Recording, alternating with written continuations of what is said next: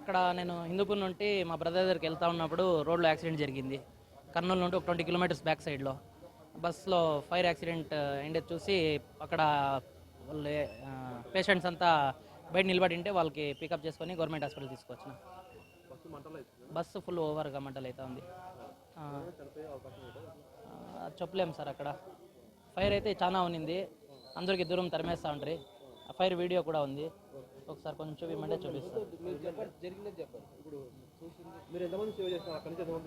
నేను 6 మెంబర్స్ తీసుకొచ్చిన, మిగతా 4 మెంబర్స్ అంబులెన్స్లో వచ్చినారు. నవీన్ అక్కడ నేను హిందూపూర్ నుండి మా బ్రదర్ దగ్గరికి వెళ్తా ఉన్నప్పుడు రోడ్లో యాక్సిడెంట్ జరిగింది. కర్నూలు నుండి ఒక 20 కిలోమీటర్స్ బ్యాక్ సైడ్లో బస్సులో ఫైర్ యాక్సిడెంట్ అయింది చూసి అక్కడ వాళ్ళు పేషెంట్స్ అంతా బయట నిలబడి ఉంటే వాళ్ళకి పికప్ చేసుకొని గవర్నమెంట్ హాస్పిటల్ తీసుకొచ్చిన. బస్సు ఫుల్ ఓవర్గా మంటలు అవుతా ఉంది. చెప్పలేము సార్, అక్కడ ఫైర్ అయితే చాలా ఉన్నింది. అందరికి దూరం తరిమేస్తూ ఉంటారు.